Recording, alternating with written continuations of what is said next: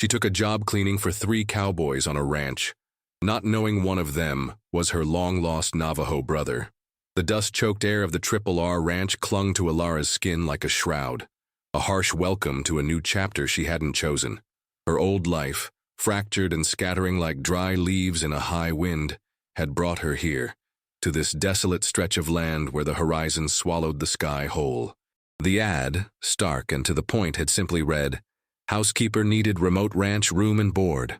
It had been a lifeline, albeit one tethered to an uncertain future. She stepped from the rattling old truck, its engine coughing its last breath, and felt the immense silence of the place broken only by the creak of the wind pump and the distant lowing of cattle. This was a world apart, steeped in a primal loneliness that mirrored her own. Her eyes, usually shadowed with a profound weariness, scanned the weather-beaten main house, its porch sagging under the weight of countless forgotten seasons. 3 figures emerged from the barn, silhouetted against the unforgiving afternoon sun, their movements slow and deliberate, like figures carved from the very rock of this land. They were cowboys, she knew, but their faces were obscured by wide-brimmed hats and the glare. A familiar dread, a cold knot she'd carried for years, tightened in her chest. This was not just a job. It was an exile, a desperate attempt to outrun the echoes of a past she couldn't outrun, a past defined by a gaping absence, a brother who had vanished into the same vast, indifferent landscape that now surrounded her. Every creak of the porch swing, every whisper of the wind seemed to ask the same question. What ghost had followed her here? The weight of unspoken histories pressed down, heavy and suffocating, yet beneath it, a sliver of hope, an unarticulated plea, shimmered in the dry heat. Before we get into this tale, let us know in the comments, where are you watching from, and subscribe if you want more content like this one. Ilara's days at the R ranch settled into a rhythm of methodical labor, a numbing routine that offered a temporary reprieve from the gnawing thoughts. She cleaned, she cooked, she moved through the ranch house like a silent specter, observing the remnants of lives lived within its walls. The house itself felt like a living entity, sighing with age, its floorboards groaning under her feet, its dusty corners whispering forgotten tales. The 3 cowboys were distant figures, their presence more felt than seen. There was Jed, the oldest, his face a map of sun-baked lines, his words few and gruff, like pebbles rattling in a dry stream. Then Cole, younger, wiry, with an almost sneering indifference that made her instinctively keep her distance. And finally, Liam. He was different, quieter than the others, with eyes that seemed to hold a vast, unknowable depth, like twin pools reflecting a distant storm. He moved with an effortless grace that belied his rugged appearance, often lingering in the shadows of doorways, observing her with an intensity that made the fine hairs on her arms rise. She'd catch his gaze, sharp and fleeting, and a strange tremor would run through her, a phantom echo of something almost forgotten, a feeling she couldn't quite place. It was like seeing a familiar constellation in a new, unfamiliar sky. She dismissed it as fatigue, as the creeping paranoia of a woman alone in a strange, isolated place. Yet, in the quietude of her cleaning, a small, worn feather, painted with faded traditional designs, tucked away behind an old book on a dusty shelf, caught her eye. It was beautiful, intricate, and the sight of it triggered a faint, almost imperceptible tremor in her soul, a distant bell tolling in the chambers of her memory. She quickly put it back, her heart beating an unfamiliar cadence. The days blurred into weeks, marked only by the shifting light outside and the deepening patterns of dust on the old wooden furniture. Ilara learned the silent cues of the ranch, the language of its creaks and groans, the subtle shifts in the cowboys' moods. Liam remained an enigma, a shadow moving at the periphery of her vision, yet his presence was more keenly felt than the others.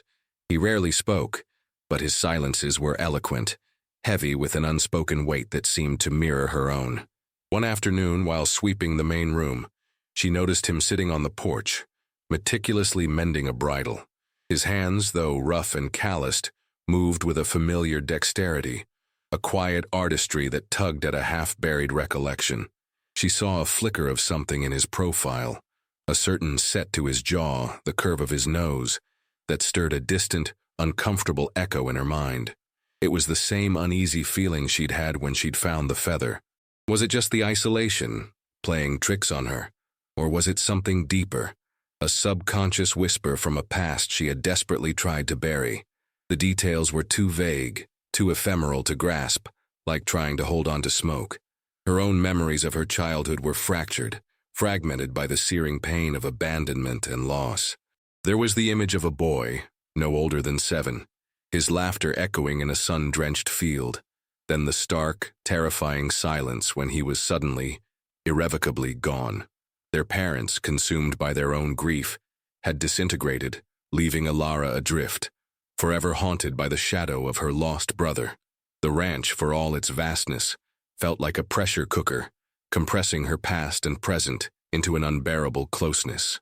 Every rustle of the wind, every distant coyote howl seemed to whisper his name, a name she hadn't dared utter in decades. A cold, biting wind swept down from the hills, signaling the abrupt arrival of an early winter storm. Snow began to fall, thick and relentless, blanketing the ranch in an unnatural silence. Forced indoors, the rhythm of the Triple R shifted, becoming more confined, more intimate. Alara found herself in closer proximity to the Cowboys, the air thick with unspoken tensions. One evening, as she prepared a simple stew over the crackling hearth, Liam entered the kitchen, his boots shedding fresh snow onto the rough-hewn floor.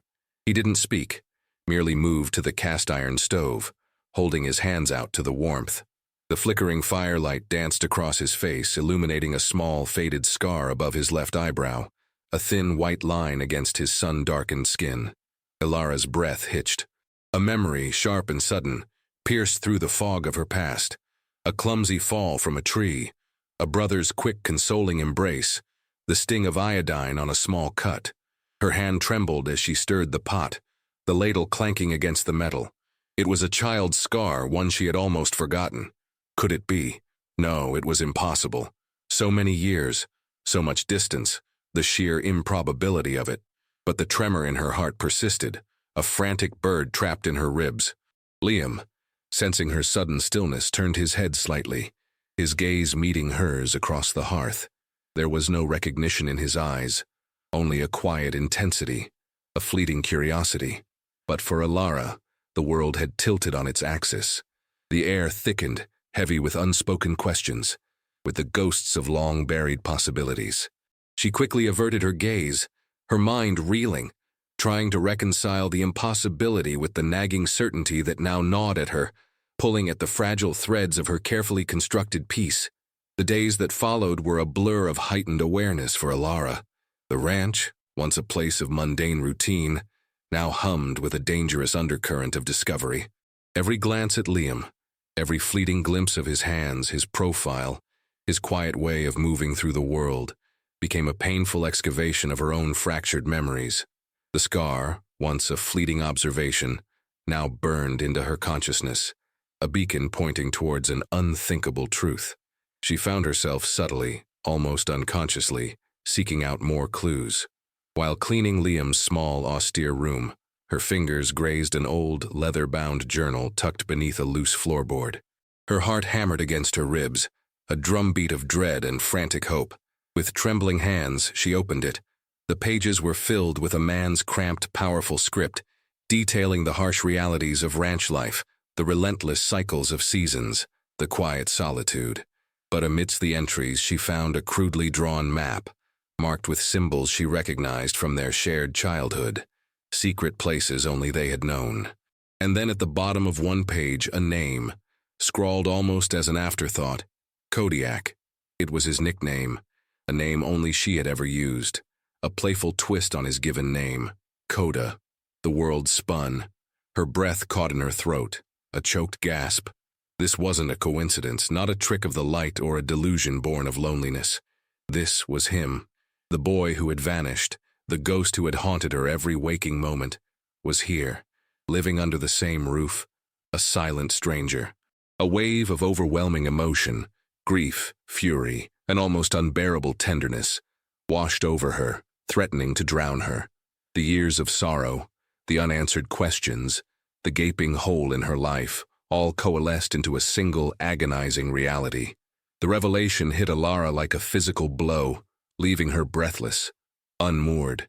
The old journal, clutched tight in her hand, felt impossibly heavy, laden with the weight of lost years.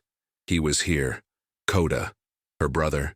The truth, once a desperate, impossible whisper, now screamed in her mind, deafening her to everything else. She moved through her tasks in a haze, her vision blurred by an unseen film, her body responding only to muscle memory.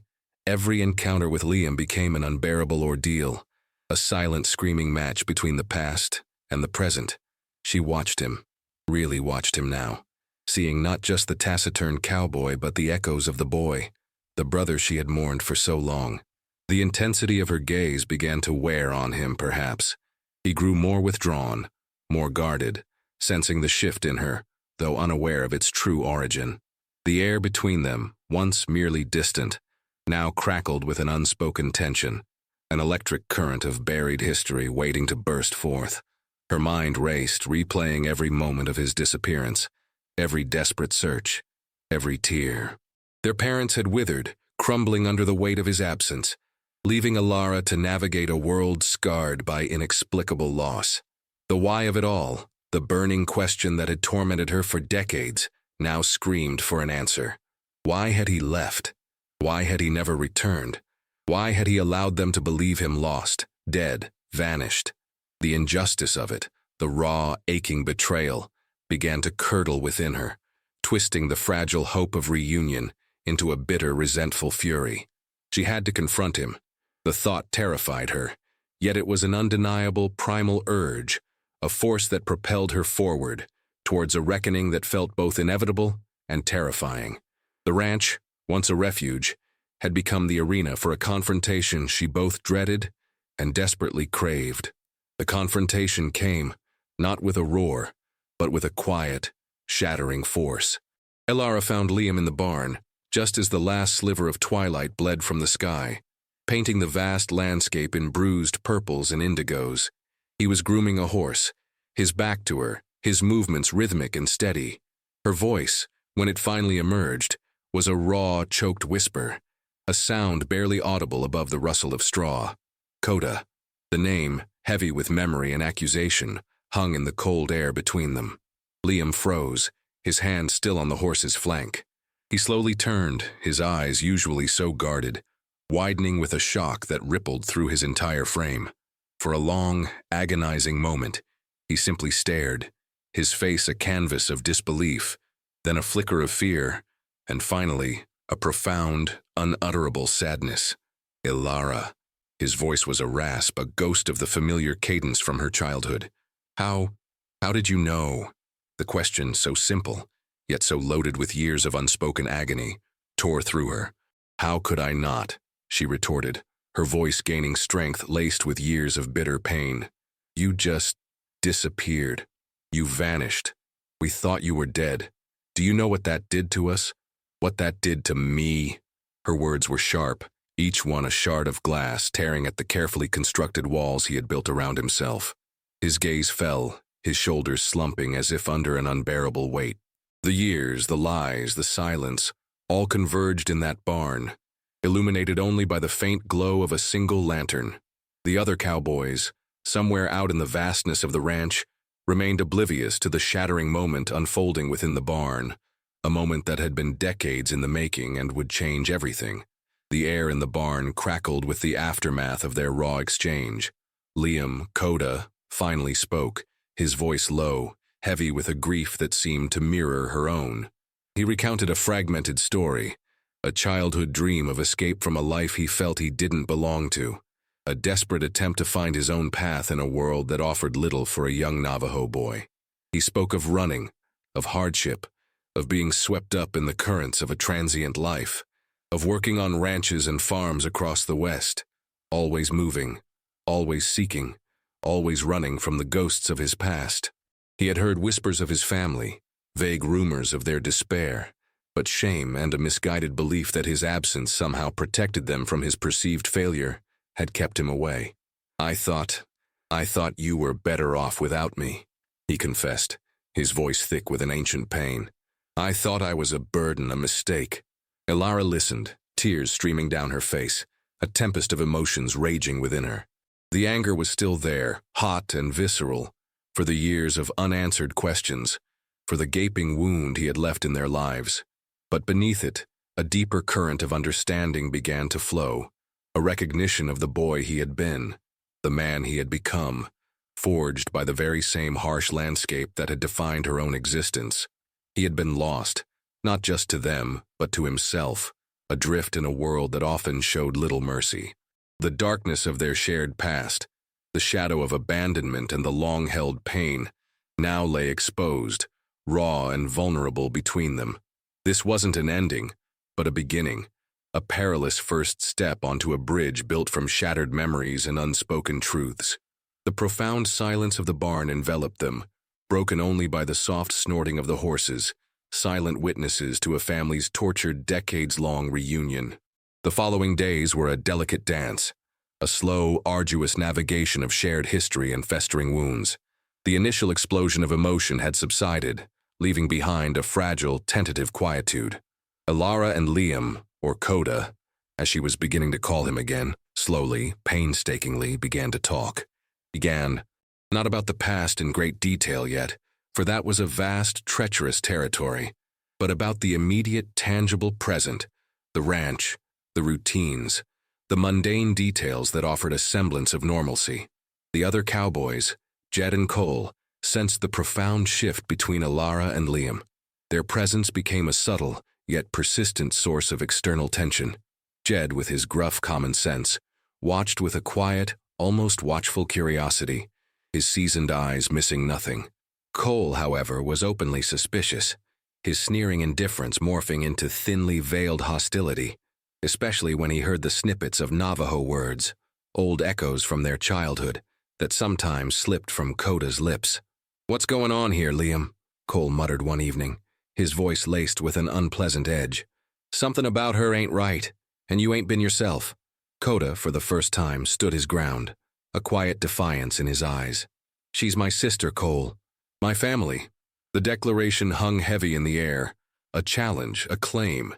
It was a bridge Ilara hadn't known she needed, a small yet profound act of belonging. She watched him, this man who was both stranger and blood, her heart aching with a mixture of love and lingering resentment. The road ahead was long, fraught with the ghosts of what had been, and the uncertainties of what could be. But for the first time in years, the crushing weight of her solitude felt a little lighter, borne, in part, by the fragile hope of a renewed, if still scarred, connection. The biting wind of winter gave way to the first hesitant breath of spring, a promise whispered on the air. The R Ranch, once a stark landscape of isolation, slowly began to soften, its vast plains hinting at renewal. Ilara and Coda had not mended all the breaks, nor had they erased the deep scars etched by decades of separation. The conversations remained difficult, laced with lingering pain and the weight of unanswerable whys. But a quiet, enduring strength had begun to form between them, a recognition of a bond that time and distance could not truly sever. They walked together one afternoon, not speaking much, just moving through the familiar landscape of the ranch, their footsteps crunching on the still frozen ground. Coda led her to a remote, wind-swept mesa overlooking the sprawling ranch, a place he called his own. Here, beneath the vast, indifferent sky, he knelt, and from a pouch produced two small, intricately carved wooden birds. One he kept, placing it carefully in his hand, his thumb tracing its smooth contours. The other, he offered to Ilara. "Our mother used to tell us stories," he said, his voice softer than she had ever heard it, "of how birds always find their way home, no matter how far they fly." It was not a grand apology, nor a sweeping declaration, but a simple, profound gesture, a silent acknowledgement of their shared past and a quiet hope for their future. Ilara took the bird, her fingers closing around its warmth. The ranch, with its harsh beauty and its demanding rhythms, had brought them together, forcing a confrontation, a reckoning, and now, a fragile, hard-won peace. There was no forgetting the pain, no erasing the lost years, but there was a quiet, resolute choice to rebuild, to tend to the delicate tendrils of kinship that had miraculously survived the drought of time. The sun, a painter of new beginnings, cast long, hopeful shadows across the land, promising that even in the darkest, most broken places, the spirit, like a long-lost brother, could still find its way home.